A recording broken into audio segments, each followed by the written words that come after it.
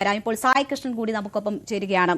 സായി, ഇപ്പോൾ സംഘപരിവാർ അനുകൂലിയായ നമ്മുടെ ചർച്ചയിൽ പങ്കെടുക്കുന്ന പാനലിസ്റ്റ് EN നന്ദകുമാർ പറയുന്നു ഇതെന്തായാലും ലൂസിഫറിന്റെ രണ്ടാം ഭാഗമല്ല. അദ്ദേഹം അത് ആവർത്തിച്ച് പറയും ഇത് ഞങ്ങളുടെ ലൂസിഫർ അല്ല എന്ന് പറയണം. അപ്പോൾ എന്താണോ ലൂസിഫർ കണ്ട് ഓരോ പ്രേക്ഷകനും മനസ്സിൽ വിചാരിച്ചിരുന്നത്, രണ്ടാം ഭാഗത്തിൽ അവർ എന്തൊക്കെയാണോ പ്രതീക്ഷിച്ചത് അവിടെ നിന്നൊക്കെ ഒരുപാട് മാറിപ്പോയി എന്നതാണ് ഈ ചിത്രത്തെക്കുറിച്ച് വരുന്ന ഒരു നിരീക്ഷണം എന്നത്. അത് എല്ലാവരും ആ രീതിയിൽ ഉൾക്കൊള്ളുന്നില്ല എങ്കിൽ പോലും കുറെ പേർക്കെങ്കിലും അങ്ങനെ ഒരു വികാരമുണ്ട്. അതിനോടൊപ്പം തന്നെ നമ്മുടെ ഈ ചർച്ചയിൽ ഉയർന്നു വന്ന മറ്റൊന്ന്, പൃഥ്വിരാജ് അദ്ദേഹത്തിന്റെ രാഷ്ട്രീയം അതിൽ കലർത്തിയിരിക്കുന്നു. അത് പ്രൊമോഷന്റെ സമയത്തോ മറ്റൊരു സമയത്തോ പുറത്തുവിടാതെ ഒളിച്ചു കടത്തിയിരിക്കുന്നു ഈ ചിത്രത്തിലൂടെ പൃഥ്വിരാജിന്റെ രാഷ്ട്രീയം എന്നതാണ്. സായി കൃഷ്ണൻ എങ്ങനെയാണ് അതിനെ കാണുന്നത്? First of all, EN Nandakumar എന്ന് പറഞ്ഞ വ്യക്തി ഇവിടെ വന്നിരുന്നിട്ട് കാര്യങ്ങൾ പറയാം, പക്ഷെ പൃഥ്വിരാജിന്റെ നട്ടെല്ലെണ്ണാനോ അല്ലെങ്കിൽ പൃഥ്വിരാജിന്റെ നട്ടെല്ലിനെ കുറിച്ച് ചോദിക്കാനോ ഒരു സിനിമ ഇറങ്ങിയതിനു ശേഷം ഈ വ്യക്തി എന്തിനാ അത് ചെയ്യുന്നു എന്നുള്ളതിനെ കുറിച്ചിട്ട് എനിക്കൊരു ഐഡിയ ഇല്ല. ഇതിനൊരു നട്ടെല്ലിന്റെ പ്രശ്നമല്ല. ഒരു സിനിമ ഇറങ്ങുന്നതിന് മുമ്പ് ആ സിനിമയെ കുറിച്ചുള്ള വ്യക്തമായിട്ടുള്ള ക്ലൂകൾ ആ സിനിമയുടെ പ്രൊമോഷൻ മെറ്റീരിയൽസിനുണ്ട്.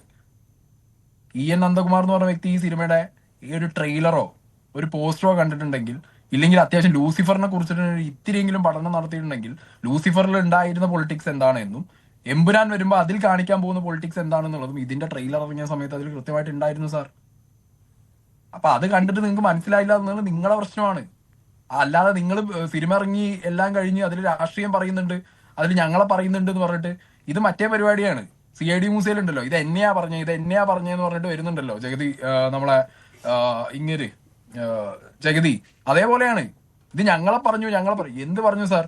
നോർത്ത് നിന്നൊക്കെ പ്രൊപ്പഗണ്ട മൂവി ഇവിടെ ഇറക്കി വിടുന്ന സമയത്ത് ഇതേ സംഘപരിവാർ ബെൽറ്റുകൾ പറഞ്ഞിരുന്നത് എന്താ? ഇതൊരു സിനിമയായിട്ട് കാണണം, ക്രിയേറ്റീവ് സ്പേസ് ആണ്, സ്വാതന്ത്ര്യമില്ലേ എന്നുള്ള ചോദ്യങ്ങളൊക്കെ ചോദിക്കലുണ്ടല്ലോ. ഇപ്പൊ നോർത്ത് നിന്ന് വരുന്ന പ്രൊപ്പഗണ്ട സിനിമകൾക്ക് നിങ്ങൾക്ക് അങ്ങനെ ഒരു വർത്താനം, ഇവിടുന്ന് നമ്മളൊരു പ്രൊഡക്റ്റ് വരുന്ന സമയത്ത് അതിനകത്ത് ഇതേപോലെ ആ സിനിമ ഞാൻ കണ്ടതാ രാവിലെ, അതിനകത്ത് 3 പാർട്ടികളെയും ഒരുപോലെ കുത്തിയിട്ടുണ്ട്. മുഖ്യമന്ത്രിയെ അടക്കം പറയുന്ന പല എലമെന്റുകളും വളരെ പ്രത്യക്ഷത്തിൽ അതിൽ കാണുന്നുണ്ട്. അവർക്ക് ആർക്കും ഇല്ലാത്തൊരു ഒരു അസഹിഷ്ണുതയുടെ ഫേസ് എന്തിനാണ് സംഘപരിവാറിന് വരുന്നത്? എന്തിനാണ് ഇവിടുത്തെ നേതാക്കന്മാർക്ക് ഇത്ര പൊള്ളുന്നത്?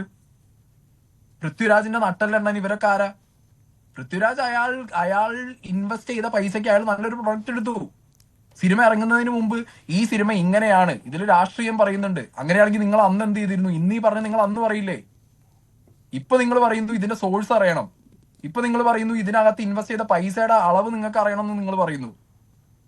അപ്പൊ നിങ്ങൾ അത് അന്നേ ചോദിച്ചിട്ട് ഈ പ്രൊഡക്റ്റ് നിങ്ങൾ ഇറക്കാൻ സമ്മതിക്കാത്ത ഒരു അവസ്ഥയിൽ കാര്യങ്ങൾ മുന്നോട്ട് പോകുമായിരുന്നല്ലോ. ആൻഡ് ഈ പറഞ്ഞ പോലെ ഇതേ സർക്കാർ, ഇതേ സെൻട്രൽ ഗവൺമെന്റ് അടിയിലുള്ള സെൻസർ ബോർഡ് ആണല്ലോ കൊണ്ടുപോയി സെൻസർ ചെയ്യുന്ന സമയത്ത് എന്തുകൊണ്ട് പറഞ്ഞില്ല, തടഞ്ഞില്ല? അപ്പൊ ഇതൊക്കെ എന്ന് പറഞ്ഞു കഴിഞ്ഞാൽ ഒരു പ്രൊഡക്റ്റ് ഇറങ്ങുന്നു, ഒരു സിനിമയാണ്, സിനിമയായിട്ട് കാണുക.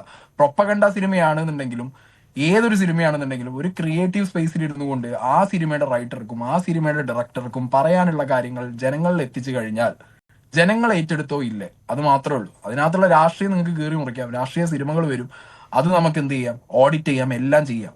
പക്ഷെ ചെയ്യുന്നത് കൊണ്ട് ഒരു പ്രൊഡക്റ്റിനെ നിർത്തണം. ഈ പ്രൊഡക്റ്റിന് കാണിക്കരുത്, ഇത് ബാൻ ചെയ്യണം, ഇത് ഇനി ആരും കാണരുത് എന്നുള്ള ഒരു മാസമായിട്ടുള്ള ഒരു സാധനം നിങ്ങളെ നേതാക്കന്മാർ എങ്ങനെ ഇട്ട് കൊടുക്കും? പലരുടെ പേജിലും ഇന്ന് അതാ കാണുന്നത്, ബുക്കിംഗ് ക്യാൻസൽഡ്, ഞങ്ങളിത് കാണില്ല. രാജ്യസ്നേഹമുള്ളവർ ആരും ഇത് കാണില്ല. രാജ്യസ്നേഹം ഈ സിനിമയും തമ്മിൽ എന്ത് വന്നു? പിന്നെ ഇവർ ഈ പറയുന്ന എലമെന്റുകൾ ഇതിനകത്ത് പറയുന്നു, ഗുജറാത്ത് കലാപം പറയുന്നു, ട്രെയിനിന്റെ കാര്യം പറയുന്നു. സാർ, ഈ എലമെന്റ് കൂട്ടി വായിച്ചത് നിങ്ങളല്ലേ? ഈ സിനിമയിലെ വില്ലനെ നിങ്ങളുടെ നേതാവിനെ ആയിട്ട് ഉപമിച്ചത് നിങ്ങളുടെ ഈ പോസ്റ്റ് ഇടുന്ന നേതാക്കന്മാരാണ്. അല്ലാതെ ഇത് എഴുതിയ മുരളി ഗോപിയോ ഇത് കാണിച്ചെന്ന് പൃഥ്വിരാജോ എവിടെയും പറഞ്ഞിട്ടില്ല ഇത് നിങ്ങളെ നേതാവാണെന്നുള്ളത്. അപ്പൊ ഏതോ വഴിക്ക് പോകുന്ന കിളീനെ ഏണി വെച്ച് പിടിച്ച് കയറിയിട്ട് എന്നാ ഞാനും ഉണ്ട് എന്ന് പറഞ്ഞിട്ട് ഏറെക്ക് പോകുന്ന അവസ്ഥയാണ് ഇപ്പൊ സംഘപരിവാർ ബെൽറ്റുകൾ കാണിച്ചുകൊണ്ടിരിക്കുന്നത്.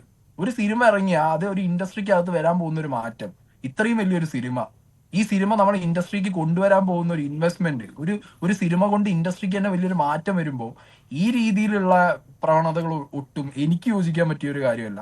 എനിക്ക് ഈ സിനിമ എത്രയോ ഇഷ്ടപ്പെട്ട ഒരു സിനിമയാണ്. ഞാൻ രാവിലെ അത് എന്റെ അഭിപ്രായം പറഞ്ഞു, ഞാൻ രണ്ടാമതും ഈ പടം കാണാൻ പോയിരിക്കുക.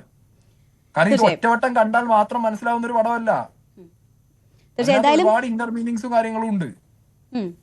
ഇപ്പോ പൃഥ്വിരാജിന് എതിരെ ഉള്ള വാര്യൻ കുന്നൻ പരാമർശമൊക്കെ വരുമ്പോൾ അതിന് താഴെയൊക്കെ ഉള്ള ഒരു കമന്റ് വായിച്ചാൽ തന്നെ നമുക്ക് അറിയാം ആരെയൊക്കെ ടാർഗറ്റ് ചെയ്യുന്നുണ്ട് എന്ന്. അയോധ്യയിലെ പ്രാണപ്രതിഷ്ഠയ്ക്ക് ക്ഷണം കിട്ടിയിട്ടും സുഡാപ്പികളെ പേടിച്ച് പോകാതിരുന്ന ഒരു ഭീരുവാണ് മോഹൻലാൽ എന്ന് ഒരാൾ അതിന്റെ താഴെയൊക്കെ കമന്റ് ചെയ്തിരിക്കും. അപ്പോൾ മോഹൻലാലിന്റെയും ടാർഗറ്റ് ചെയ്യുന്നുണ്ട് ഈ ഒരൊറ്റ ചിത്രത്തോടു കൂടി. നമുക്ക് സാധാരണ നിലയിൽ പറയുന്നത് മലയാള സിനിമയിൽ മോഹൻലാൽ സംഘപരിവാർ അനുകൂലിയാണ് അല്ലെങ്കിൽ സംഘപരിവാർ സംഘടനകളുമായി ബന്ധം പുലർത്തുന്ന ആളാണ് എന്ന ഒരു പ്രതിച്ഛായ ആയിരുന്നു മോഹൻലാലിനെങ്കിൽ ഒരൊറ്റ സിനിമയോട് കൂടി തന്നെ സംഘപരിവാർ വിരോധിയായി മോഹൻലാലിനെ ചാപ്പ കുത്തുന്നത് കൂടി നമുക്ക് കാണാം. ഇങ്ങനെയാണോ സമീപനം ഉണ്ടാകേണ്ടതെന്ന് തന്നെയാണ് നമ്മൾ പരിശോധിക്കുന്നത്. രണ്ടാം ഭാഗത്തിലേക്ക് എത്താം ഇടവേളയ്ക്ക് ശേഷം.